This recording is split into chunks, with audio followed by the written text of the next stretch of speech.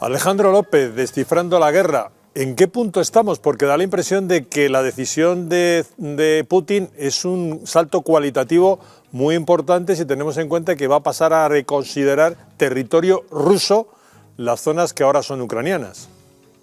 Efectivamente, esa es la clave ahora mismo.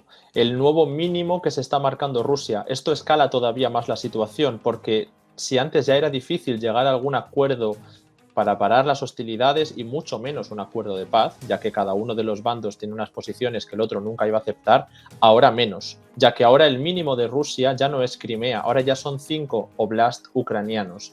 Y desde luego al considerarlos terreno ruso a partir de en cuanto se ratifique la anexión esta misma semana, ellos tienen ya la obligación interna de retomar el territorio que van a considerar que está ocupado por Ucrania, con lo cual, desde luego, aleja todavía más una perspectiva de cualquier tipo de tregua y de acuerdo de paz. ¿Y qué opinión te merece esa llamada de Zelensky a la OTAN y la respuesta de la OTAN, que fue previa a la llamada de Zelensky, todo hay que decirlo, diciendo que, bueno, que lo que tenía que hacer Ucrania era recuperar el territorio, es decir, una nueva llamada a que Ucrania siga en su avance militar, pero la OTAN sigue sin darse una posición que le pueda ayudar realmente a Zelensky, salvo el envío de material militar.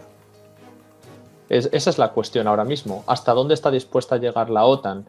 Ahora vimos cómo después de la escalada de Rusia se esperaba una respuesta por el lado occidental. Ucrania programó el mismo día del reconocimiento de esos referéndum una firma, parece simbólica, ¿no?, de su petición formal para entrar en la OTAN. Y además es que tanto desde la OTAN como desde Estados Unidos y otros organismos que tienen menor impacto en este momento, como la ONU, han hecho una declaración el mismo día. Parecía que habría algún tipo de coordinación o algún tipo de respuesta conjunta. Y lo que nos encontramos fue como Jens Stoltenberg habló de un apoyo a Ucrania, que es el que tiene que mantener bajo el discurso que llevan haciendo estos meses, pero aseguraba que la OTAN no forma parte de este conflicto, pero que defenderá a sus socios, no a Ucrania. Es decir, la OTAN y después Estados Unidos lo recalcó, no van a intervenir en Ucrania. Y eso, desde luego, el mismo día en el cual Rusia se anexionaba esos territorios, no fue un signo de buena coordinación. De hecho, dejó en evidencia que cuando Zelensky pidió y firmó ese documento, no lo había consultado con la OTAN. Oye, una última cuestión. ¿Tú percibiste en las palabras de Putin una alusión clara al posible uso de armamento nuclear si se pisaba el nuevo territorio ruso? No necesariamente si se pisaba este nuevo territorio, pero sí que ya lleva unas semanas, por no decir meses, porque no hay que ver el grado de escalada, no es desde el principio de la guerra, sino en el momento en el que pierde la región de Kharkov, cuando se incrementa la retórica hablando de armas nucleares.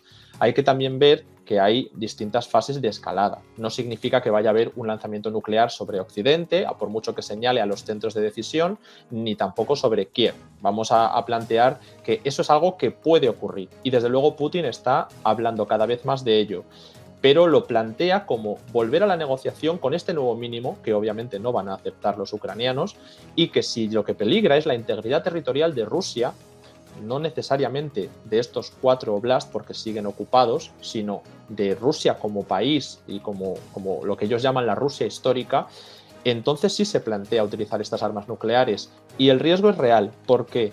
Porque el hecho de que Rusia pueda perder la guerra, como se planteaba durante la caída de Kharkov, acerca un tumulto interno. Si Ucrania pierde la guerra, se juega la integridad como Estado, pero si Rusia la pierde, también, porque probablemente se extienda la inestabilidad a otras muchas partes de Asia Central o del Cáucaso. Y en ese momento sí puede llegar a plantearse usar armas nucleares porque no puede vender una derrota a nivel interno.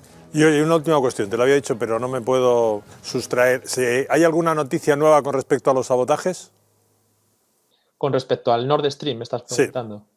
Bueno, pues todavía nos queda la duda de quién será el responsable, es algo que nadie está reconociendo. Hay un consenso ya en que ha habido sabotaje, en que eso es algo provocado, que no ha sido un accidente, pero mientras Estados Unidos no quiso contestar exactamente a la pregunta de si tenían algo que ver con ello, Rusia les ha acusado directamente y de manera muy clara, y en Occidente hay diversidad de opiniones, ¿no? En Alemania está habiendo debate y está habiendo perfiles que acusan a ambos lados, pero lo más sospechoso siempre es, pues, ¿a quién beneficia esto? Mientras Rusia puede incrementar el coste del gas, también pierde un arma política como era el gas, y los polacos y los bálticos, Ucrania, son ahora los nuevos negociadores si se quiere hablar de gas con Rusia.